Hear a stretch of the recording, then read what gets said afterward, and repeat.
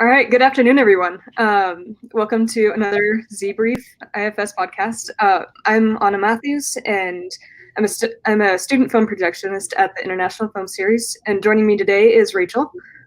Hi, everyone. I'm just like Anna. I'm a master's student at CU in film studies, and thank you for having me on.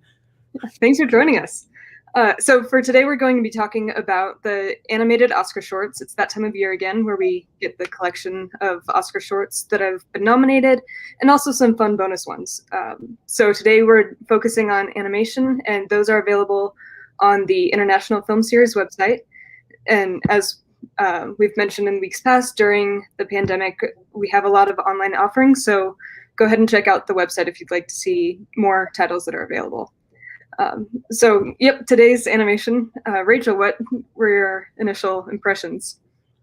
Well, overall, I thought they were fantastic. I especially enjoyed probably Genius Loki and If Anything Happens, I Love You. And also, I mean, probably Opera stood out to me a lot, only because I can't imagine watching that one in theaters because I was pausing it every 2 seconds and just looking at my screen meticulously. I don't know if that was just me. But I was really impressed by what they had. And with Burrow specifically, I'll start out with the most wholesome one. It was really, the animation was really cute, and it was an adorable story. And of course you have these hedgehogs, you got the cute little rabbit. Like it was wholesome, but it also kind of revealed this bigger narrative about the importance of community and how collective and being collective it's better and can lead to better outcomes. So I think that was a good theme, especially with the pandemic going on. It seemed like a great way to kind of bring the community together in a short film for kids. So that's what I noticed. But did you get that sense too from Burrow? What did you think? Oh, absolutely. I had the same thought. It's really cute. You have all of the different animals and a short at 6 minutes. But yeah, you do get that sense of community, and not just being around each other, but also supporting each other and learning how to help people in different situations, which was fun and a great salient message for this time. Yeah, and I had the same thought about Opera too, how you were saying that you paused it and had to take it all in. That there was so much going on with that, and kind of a deep feeling, overwhelming. Yeah, I guess unless you want to say anything else about Burrow, with Opera, I was thinking the soundtrack really made it just ominous. It made it extremely ominous. I think if they chose maybe a happier soundtrack, it would be a completely different mood to the film. And I really, quite honestly, I was wondering, the note I made is I was like, this guy must love psychedelics or something, because just the complexity of everything and how it's so meticulous was insane to me. But also that it also didn't, all it did was go down and go back up again, and it was like this repeated cycle. But I was curious because I felt like I got it, maybe like it was maybe a bit of a commentary on the system itself, whatever that means. But what did you think about just the themes and what it was trying to imply? Yeah, I was really curious to hear what you thought about this too, because I think it absolutely is a commentary on society. You can see kind of the triangular pyramid, how it's set up, and people at the top relying on people at the bottom that clearly I think have a different quality of life going on. But there were a lot of like things that I didn't quite know what to read into, like with the battle at the bottom, how the whale comes out and that kind of engagement with that. I wasn't sure fully what everything meant. So my mind has definitely been chewing on that since watching it. Yeah, and with you, that's funny, because the whale was what I was thinking of. That is one of the parts that I really couldn't explain, except looking back, I wonder, I'm curious if it's maybe alludes to natural disasters and things beyond our control. because I especially in the modern age, we're trying to keep this perfect system. We're trying to keep our infrastructure, and yet we see these national disasters. In Alabama, people died because of I believe was it a hurricane? I believe so. I don't know. They dealt with the national disaster recently, and I keep thinking of just like how weather and the conditions of the world still will win against humanity. And I guess the one thing I was wondering about too is at the top, they kind of have this all-seeing kind of, it's almost like an Illuminati eye, but it's not. And I was wondering if that was supposed to represent a god or whether it's supposed to represent a cycle, I guess, like a machinery cycle. That's interesting. And I think that I like kind of aligning the idea with religion and a machinery cycle. I think that they're not exclusively or mutually exclusive. So that could be an interesting commentary that is being made.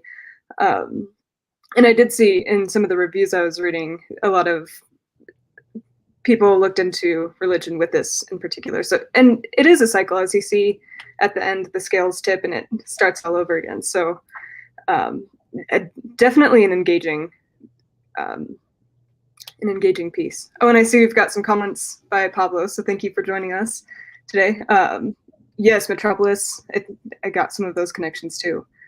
Yeah, I think that's a great that's a great comparison, because I wouldn't have thought of that initially, but now I'm like, that is, I guess there's that theme of machinery and power and a little bit, I guess Metropolis in a way deals with religion, but I'd say in a different way than we're used to.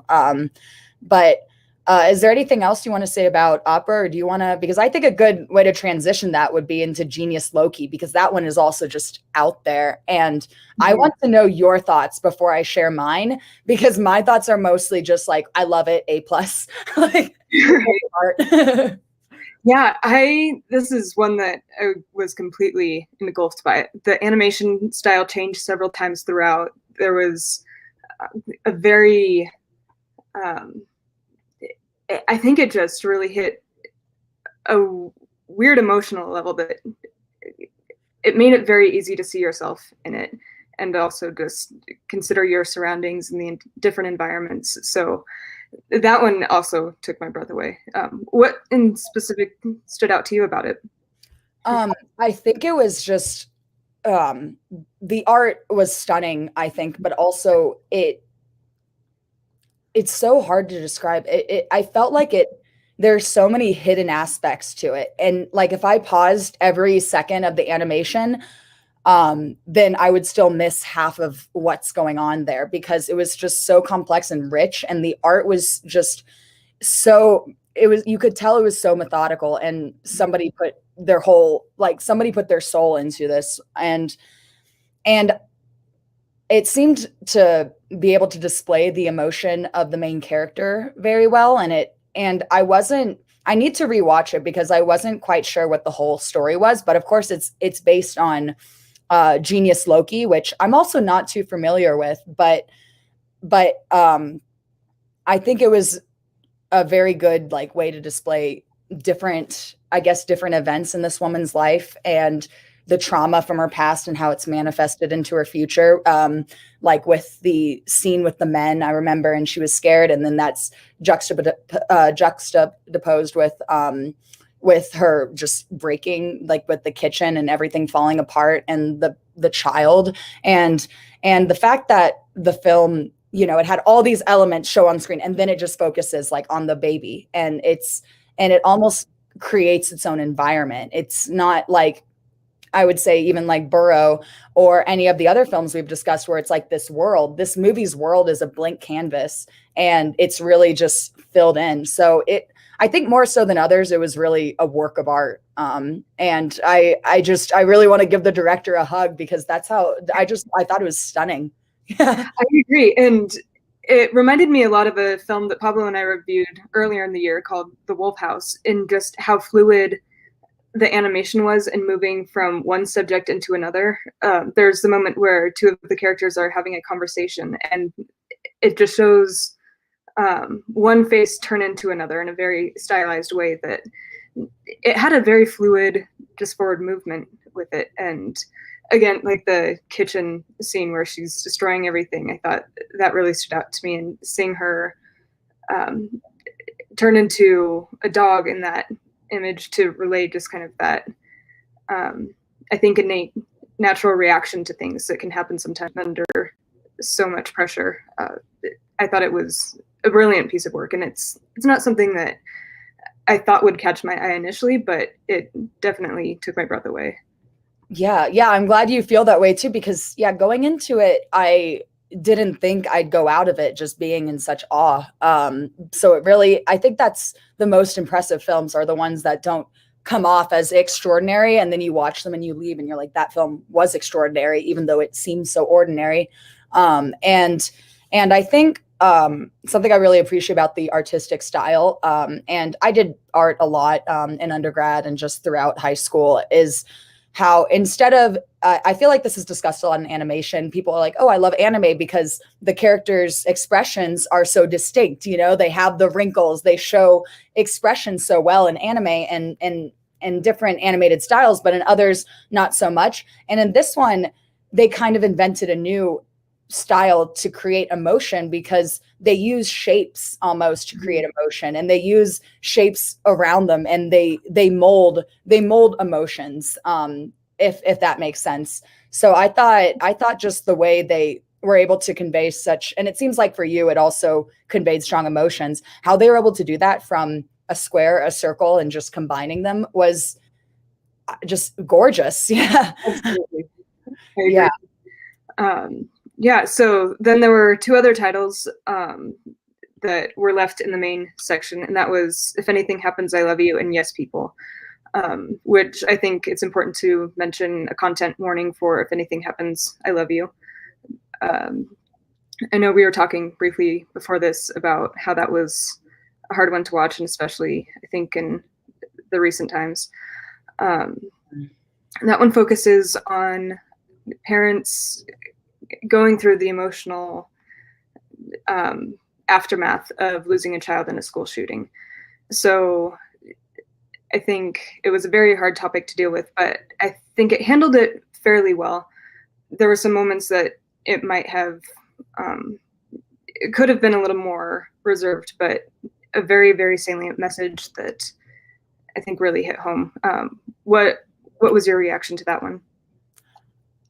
So I have a lot of thoughts. I'll start off by saying, and I mentioned this to you before we started, I came into this movie completely blind, and I did not know what to expect whatsoever. And I guess I usually like to see the best in movies. So in my head, I was like, oh, maybe their daughter like grew up and moved out. Maybe, maybe something happened to her. But I never thought that it was a film about what happened at Sandy Hook. And even when I was telling my mother about it and telling people about that I saw it, like even now I'm getting a little emotional talking about it because it provoked such a strong emotional response when I figured out what the story was. And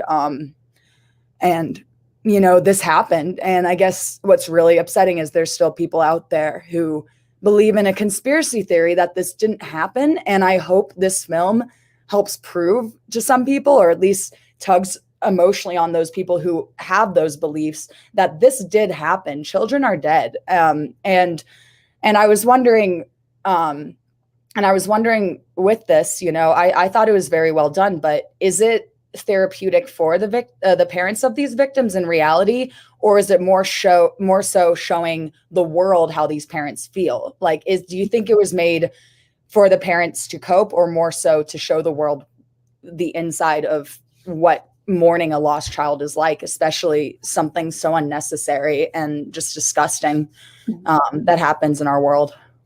Yeah, I think that's a great question. For me personally, I saw it as kind of a wake-up warning for people that aren't that are having a hard time still getting the message, I think. And it does have in the credits every tone for gun safety, and a lot of big names behind the production. So I think that it is more a cry for people to start giving it more attention. And I think it also in that shows how powerful animation can be as a form, because it allows things to be shown in very expressive ways that maybe might not be as achievable in live action. So I think with seeing how with animation, every single thing is a deliberate space. So in making all these choices in the design and the mise en scène and how it makes so much expression out of the shapes too, I think that it allows it to show these emotions very clearly in a way that I think the families of victims understand, but other people might not yet. So that's what I took from it. What was your thought?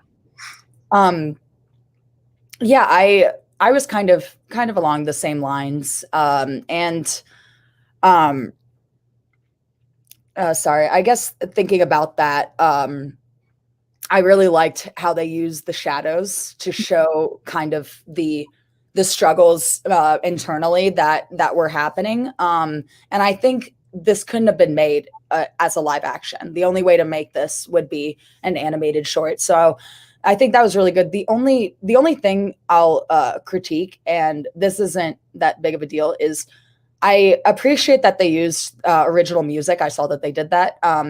But I sometimes when the music had a voice, when there was audio in the soundtrack, it kind of took away from it kind of took me out of it, and it was kind of a distraction. And I wish they only included instrumental music. That's a personal preference, just because the music was distracting when there were voices, and I wanted to fully focus on the story itself. But I also don't want to deter them from doing their own music, because it was very fitting. But that was just my personal thoughts on it. I don't know if you felt similar.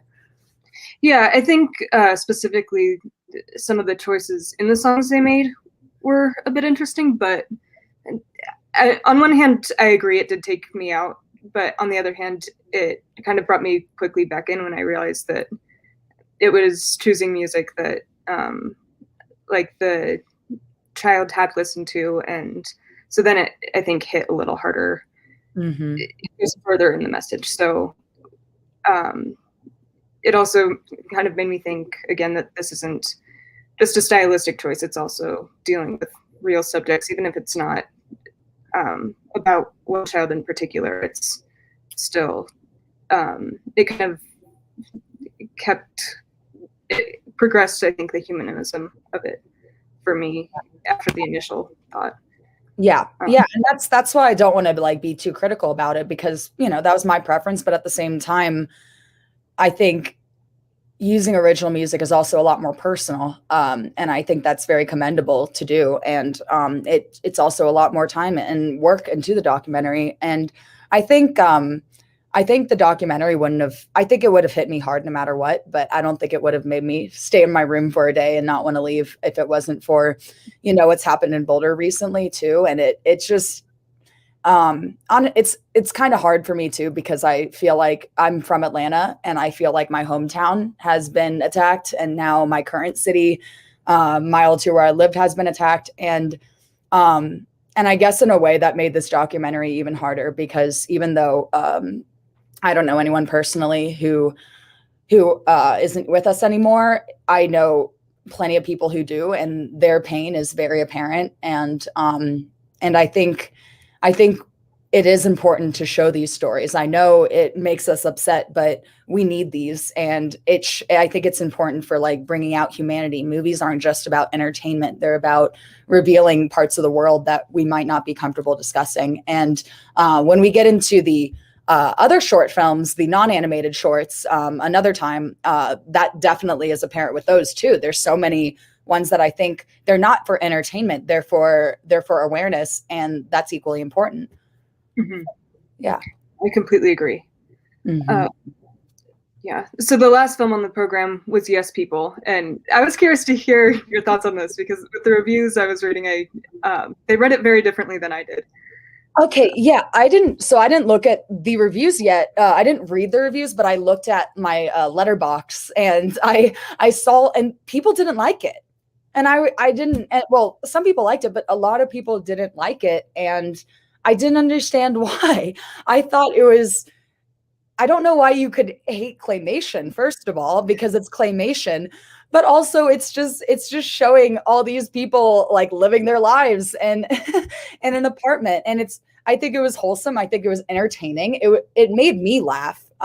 So I don't know where all this hate is coming from. But since you've read reviews, yeah, what did people not like about it? Well, it wasn't that they didn't like it, but I think they read it a lot more humorously than I read it. I did find moments of it funny, but at the end, I still kind of maybe got the same feeling that I got after watching opera, in that it is a cycle that keeps going, and it has fun moments, but it also seems very redundant and kind of trudging through a lot of snow, which does happen in it. So it was fun, and I think maybe being in the pandemic too, with having so many similar days, might have made it a little more in line with that. But I enjoyed it. I think it was fun. You know, maybe I can see how it can remind people of the current situation and be like triggering just in like, oh, I don't want this, please, please no. But I don't know. I think for me, anything in that style of claymation that reminds me of Wallace and Gromit and Chicken Run, it's an automatic yes for me.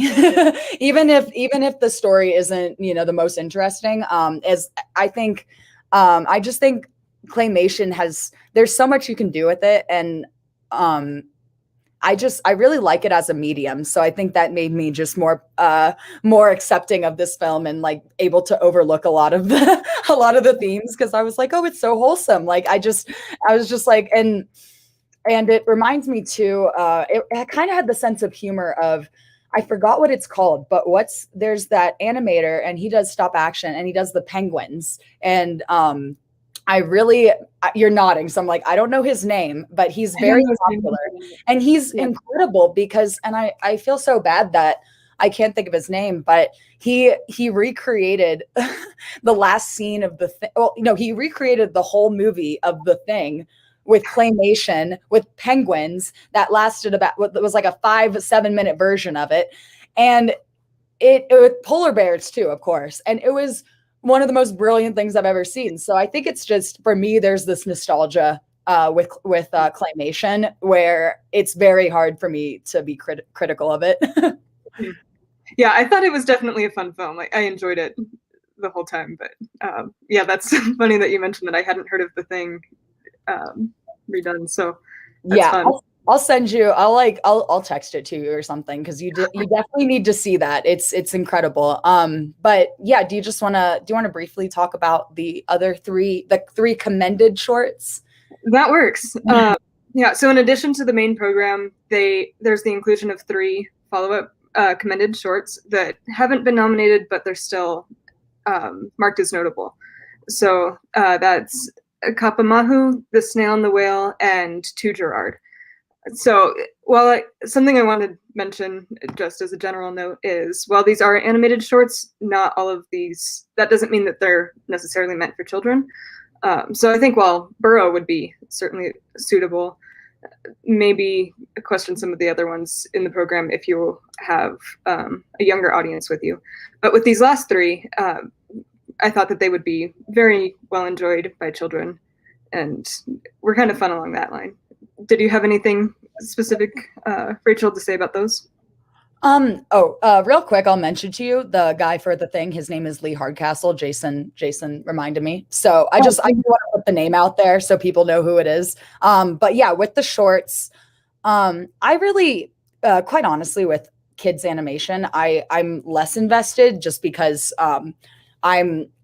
my favorite animation short of all time is the Pixar short with the man playing chess with himself. That will forever be top tier for me. But I think I like To Gerald because the most out of all of them, because I always have a soft spot for movies with like a cute old man, just because they always remind me of my grandpa for some reason. Every time, every time there's an animated short that deals with an old man, it's like, oh, I'm like, oh, that looks like my grandpa.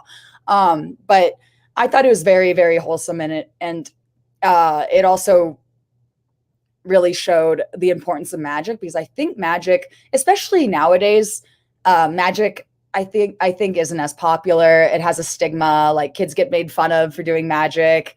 And I think it was really good to show like this is okay. You know, I think it was really good for kids to see like it's acceptable to have a passion, even if it's, you know, your passion isn't business or isn't something you're going to have a career in. So I really enjoyed it. I like how the girl's hair was hot pink as well.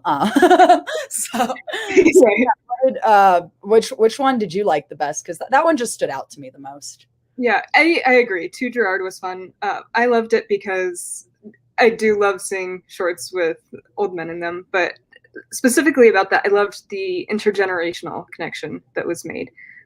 It's something I could relate to growing up. A lot of my friends were older, and so it was fun to see that cute little innocent connection and being able to find commonality in something like magic, that it doesn't have a specific type of audience. It's just people being amazed with different things that can happen. So I thought that was a fun one for sure. Yeah, that's a wonderful point too about how it's the generation, because I think there is something really special about someone really old and someone really young interacting, because there's so much difference between them, yet there's so much you can always find commonality.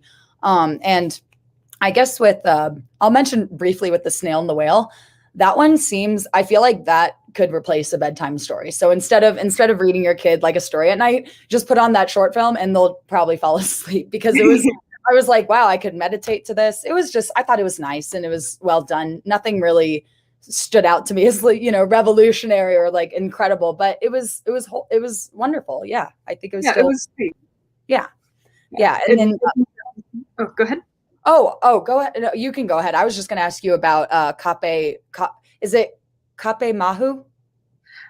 That's how I've been pronouncing it. And I know we only have just a couple of minutes left, so Jason can get to his next meeting. But yeah, I think that was an interesting one, and it was great making connections back to your cultural past and seeing how important it is to keep that alive.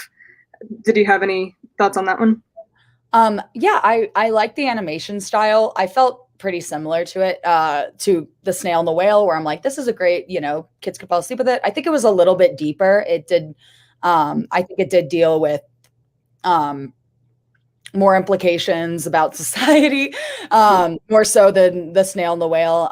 And To Gerald kind of reflected that too. I think out of the three, Kape Mahu and To Gerald are more so ones that you can watch with your kids and you'll understand it at a certain level, and they'll understand it at a certain level. But the snail and the whale out of them is like definitely the most wholesome, no ulterior message, just here's a story. But yeah, which one was you said To Gerald was your favorite, but did you really like the snail or the whale or Kape Mahu? Like what were your thoughts? I liked Kape Mahu. The snail and the whale I thought was sweet. For me, I think just where I'm at in life, watching almost 30 minutes of all rhyming in a children's book was maybe not as interesting to me, but definitely for younger kids, that would be a delight. Yeah. I was going to say, I feel like we have similar thoughts, and I really appreciate you having me on here, because it's so great to have you in class and hear your thoughts too. But now here, without the mass, without the class, it's even better. So I love hearing what you have to say, Anna. Thank you so much for joining. It's been great hearing what you have to say, and it's led to new interpretations for me for these films. So it's always a delight to talk to you and to hear your thoughts. Thank you so much for joining. Thank you, Jason, for helping out and running this. And thank you for everybody for watching. Again, check out the International Film Series website for more titles, and see you on the next one. Bye.